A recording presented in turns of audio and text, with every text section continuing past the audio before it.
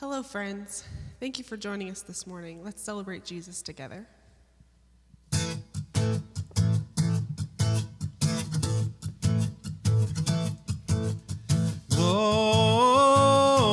Glorious, shout it out and glorious,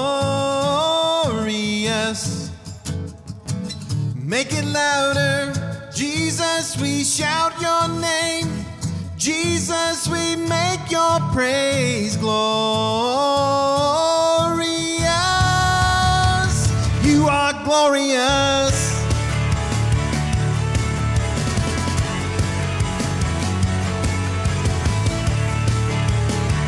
God, you are glorious. My God, you reign forever and ever. How great your name. Your love remains forever and ever.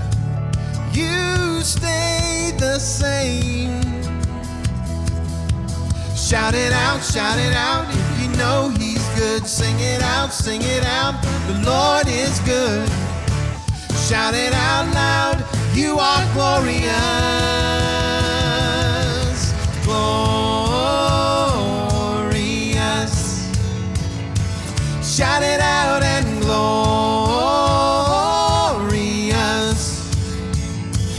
Make it louder. Jesus, we shout your name. Jesus, we make your praise glorious.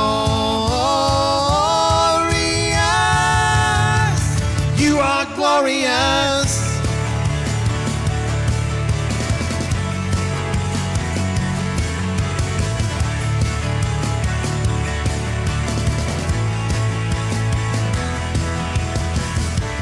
My God, you reign forever and ever.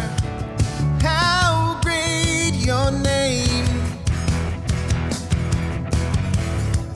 Your love remains forever and ever. You stay the same. Shout it out if you know he's good. Sing it out, the Lord is good. Shout it out loud, you are glorious, glorious.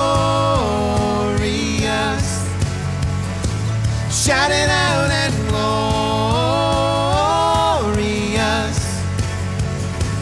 Make it louder. Jesus, we shout your name. Jesus, we make your praise glorious. You are glorious.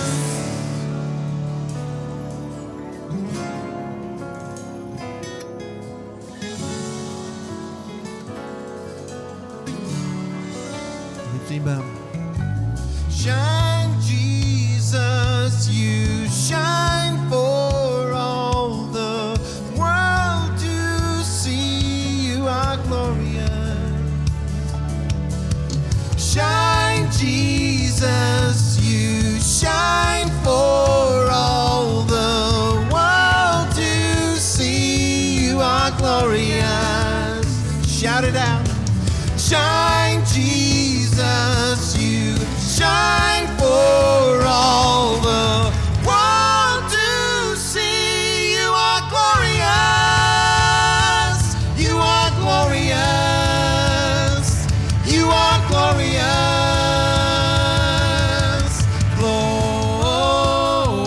Glorious. Shout it out and glorious.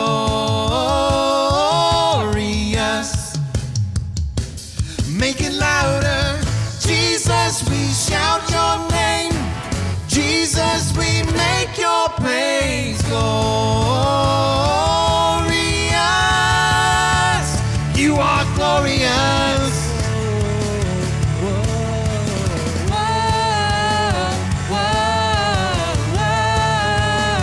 God, you are glorious.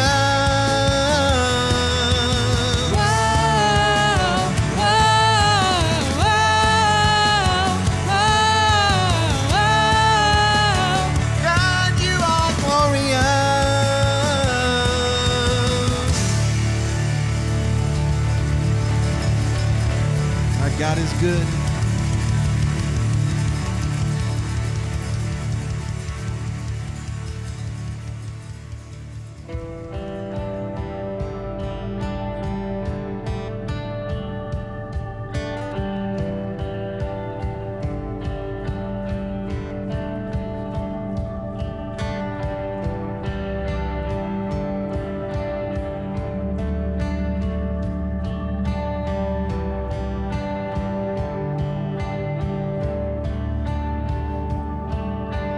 Higher than the mountains that I face, stronger than the power of the grave, constant through the trial and the change. One thing remains, this one thing remains. Your love never fails, it never gives up, never runs out on me. Your love never fails, it never gives up, never runs out on me. Your love never fails, it never gives up, never runs out on me. Your love.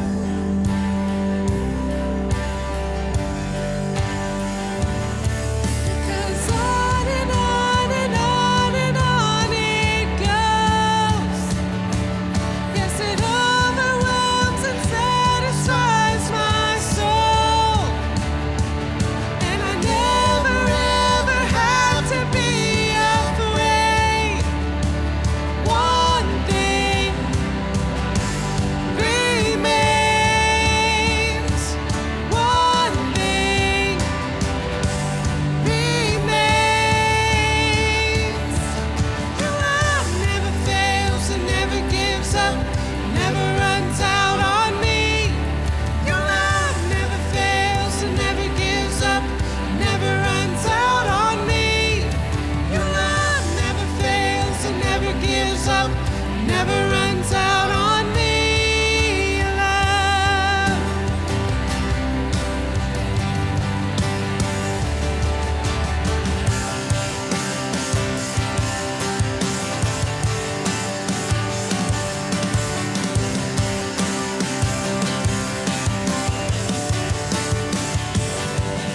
In death, in life, I'm confident and covered by the power of your great love. My debt is paid. There's nothing that can separate my heart from your great love. Your love never fails and never gives up, never runs out on me. Your love never fails and never gives up, never runs out on me.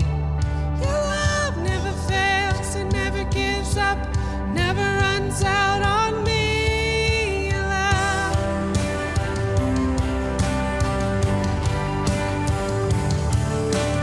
On and on. Your love goes on and on.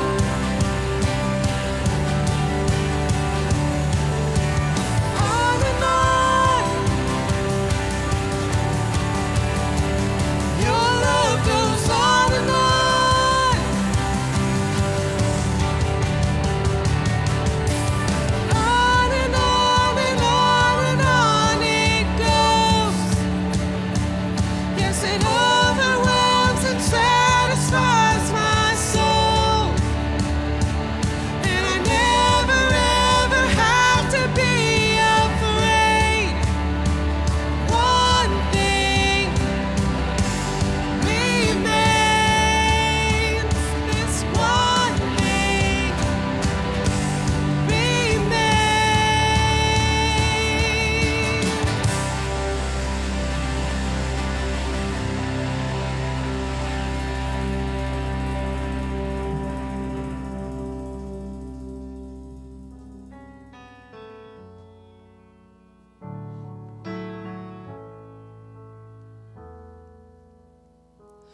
Bless the Lord, oh my soul, oh my soul. Worship his holy name. Sing like never before. Oh my soul, I'll worship your holy name.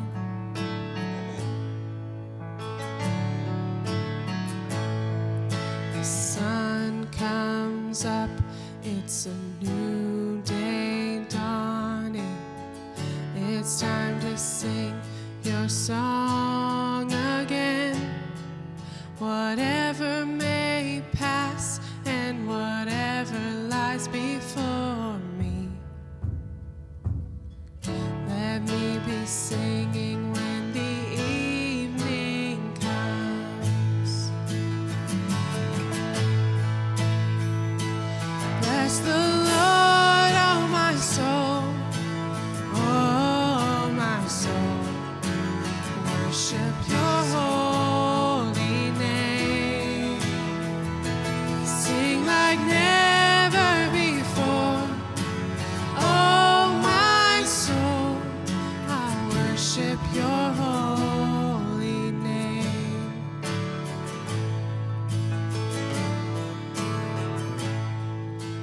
Rich in love and you're slow to anger. Your name is great and your heart is kind. For all your goodness I will keep on singing. 10,000 reasons for my heart to find. Bless the Lord, oh my soul, oh my soul. Worship his holy name. Sing like never before. Oh my soul, I worship your holy name. Oh my soul.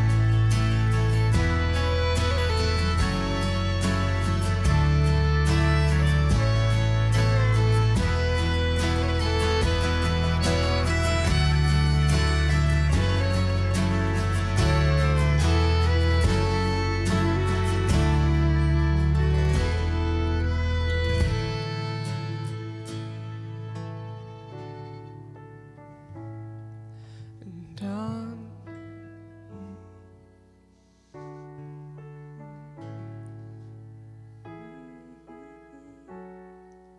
still my soul will sing your praise unending.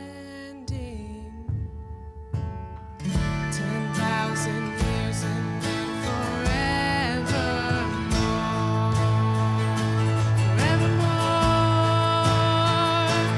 Bless the Lord, oh my soul, oh my soul. Worship his holy name. Sing like never before. Oh my soul, I worship your holy name. Bless the Lord, oh my soul, oh my soul. Worship his holy name. Sing like never before. Oh my soul, I worship your holy name. Oh, I worship your holy name. Oh, I worship your holy name.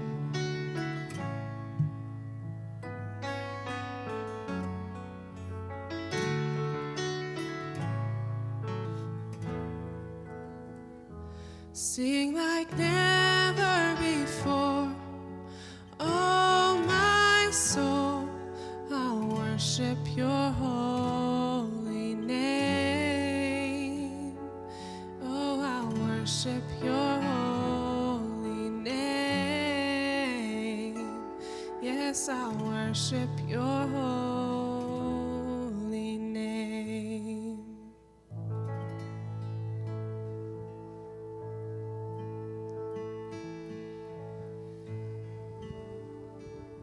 And that's just one of the many reasons that we do gather together as family, as we gather as friends, because his name is holy. We gather because he is good. 10,000 years and forevermore, we will sing his praise because of everything that he has done for us. So as you gather for communion this morning, I pray that you take that into your heart. You think about those things, that everything that God gives us. The sun comes up. He gives us a new day every single day. So gather with your friends, gather with your family, and take communion now.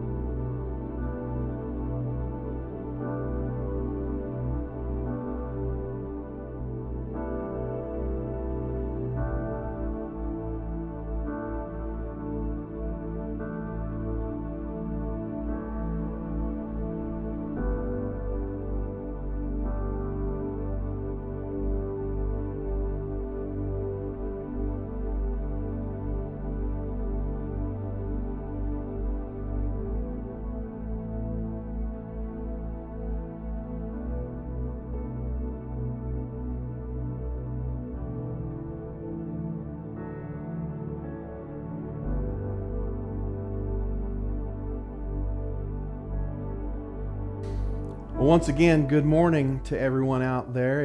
It's a wonderful day to be able to worship the Lord, and it's an exciting time. We are celebrating this morning. It's Mother's Day, and we are so thankful for all you moms out there, all you grandmothers out there, and we are happy to say that this day is a day when we celebrate you.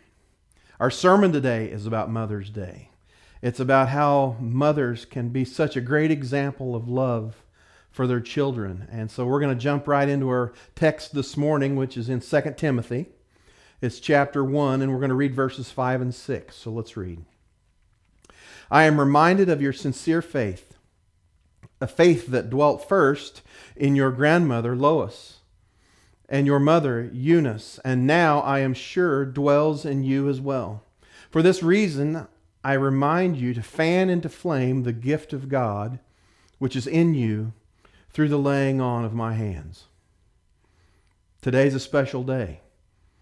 Today we are celebrating, like I said, we're celebrating Mother's Day, and that also includes grandmothers. Mothers and grandmothers are the most special people on earth. They're the closest thing on earth to God's love for children. Well, dads are too, but they're going to have their chance to be talked about on Father's Day, so don't worry, dads. You'll get your chance later. I personally believe that moms have some of the hardest jobs that have ever been created. They work the longest hours for very little pay, for the least appreciation. They have to be financial managers and corporate household executives.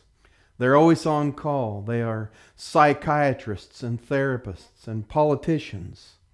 They're supposed to never lose it, but at times that one has a glitch or two along the way. But a mom has a tough job, but it's a great job, and it has eternally lasting rewards. I read a story earlier this week about a little girl at Walmart that was crying, and mom was saying, "It's okay, Ellen. We're almost done. Take a deep breath." The mother said that several times and never lost her cool. Then when she began checking out, the cashier told her that she had heard her and that she was amazed at how patient the mother was with the little girl, Ellen. Then the mother looked at her and said, "My name is Ellen, not hers." Sometimes that's the way it is. We have to pull things together. We have to talk to ourselves. And moms are that way too. Sometimes someone once tried to come up with a salary based on all the things that mothers do in any given day. And it was based on their multiple positions and roles and tasks. And after tallying everything up, they decided a mom would earn an annual income of over $200,000 if all of those positions were paid. And then another thing that I think we need to look at this morning is that a mom's responsibilities, the things that she does, they have a tremendous influence on a child. And they can mold a child and shape a child and teach their children in so many ways how to do the right things in life. Today I want us to see that a mother's influence on her child can impact and be felt literally for generations.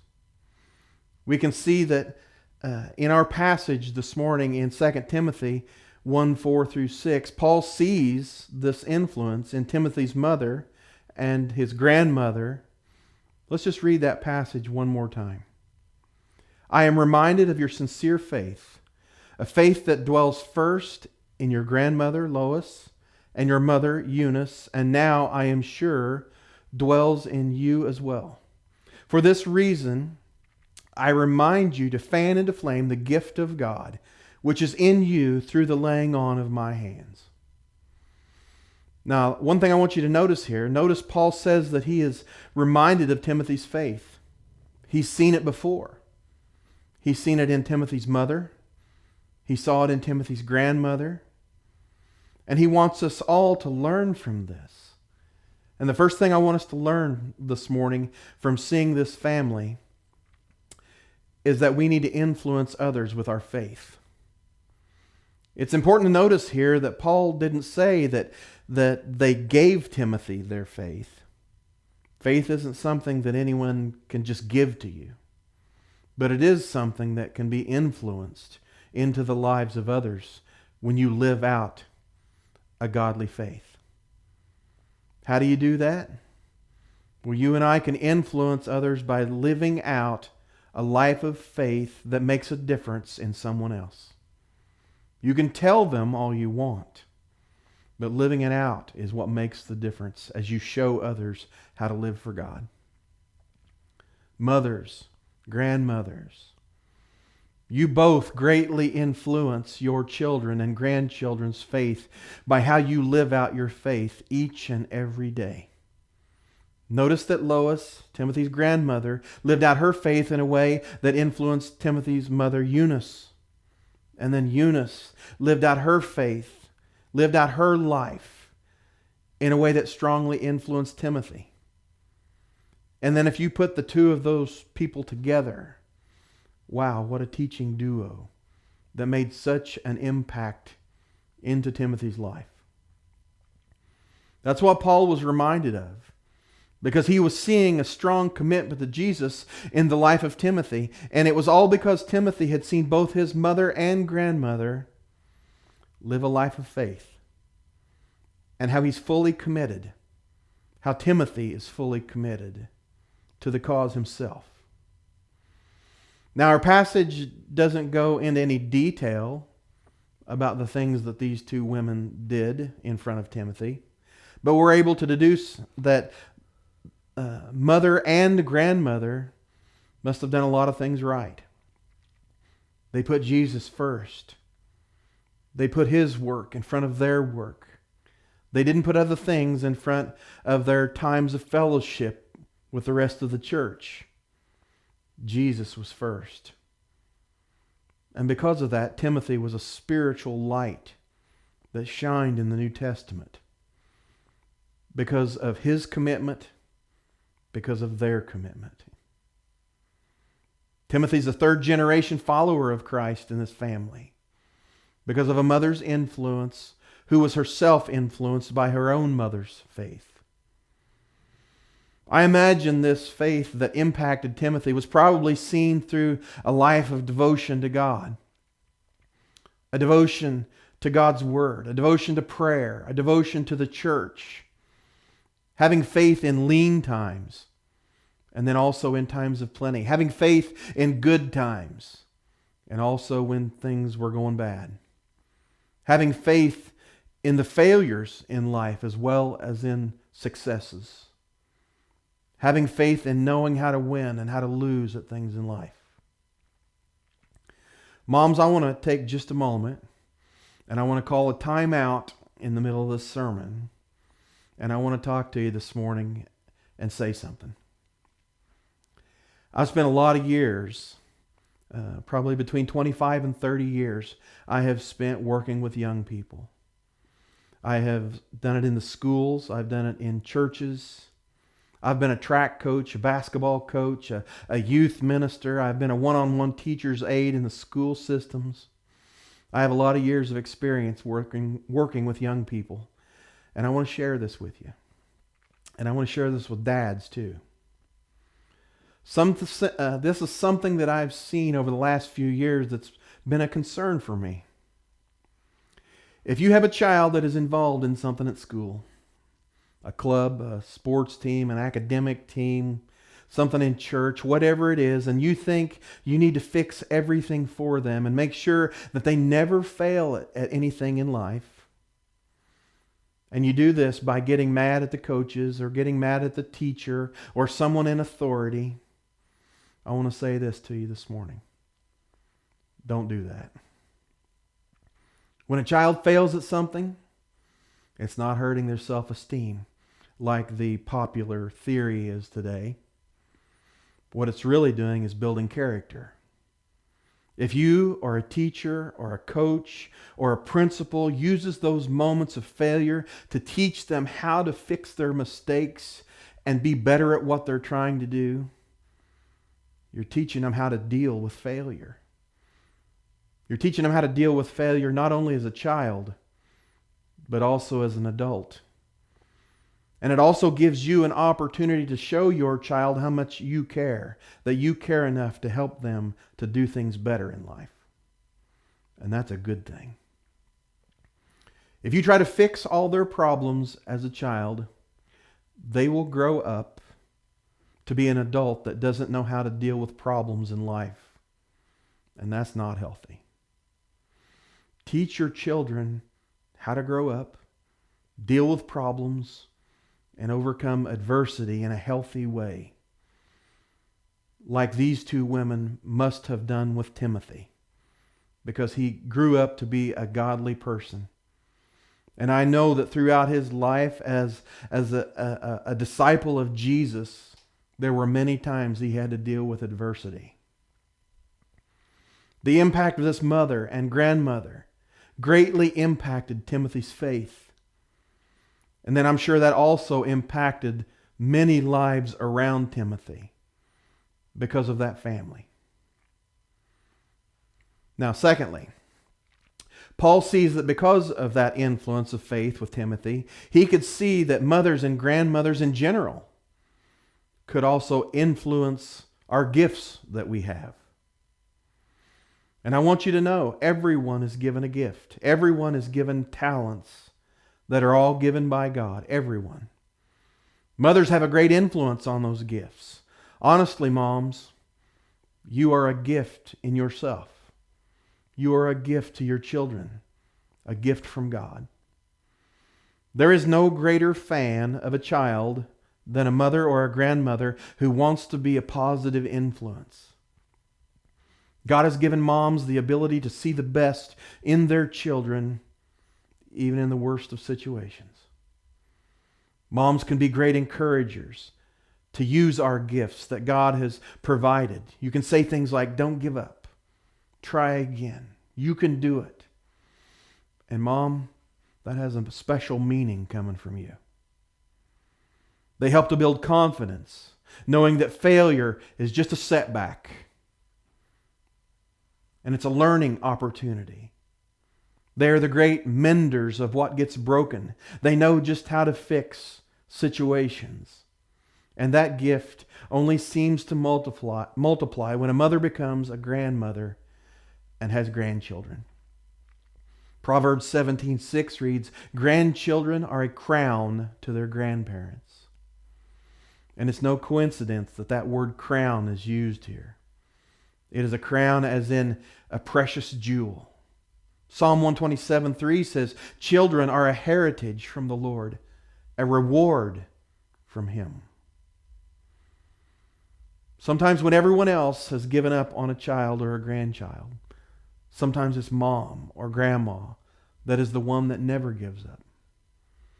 That's why I believe that their love is a wonderful example of a love that can only come from God. A mother's love. It's sacrificial. Sometimes it's painful, unselfish, unrelenting, never ceasing. Sometimes when everyone else sees the worst, mothers see the best. And mothers have this awesome ability to fan into flame those gifts that are given by God. They do this by helping a child to strive for the best. Don't give up. Don't give in. Mothers have a tremendous influence on our gifts. Again, those gifts that are given by God to use for the good of His kingdom. They mold and shape that gift through their own faith, their own character, and their own example. It's something that we can never repay to our moms. And it's something that influences lives for generations. So today, moms, we honor you.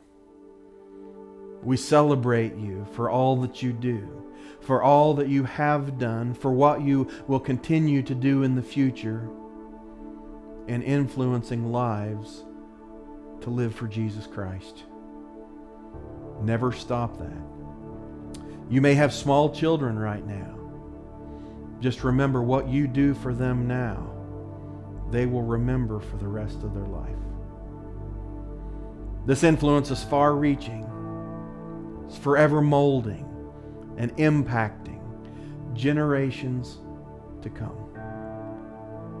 Thank you, moms, for never giving up and for being the great influence that God created you to be. Have a good day as you celebrate Mother's Day.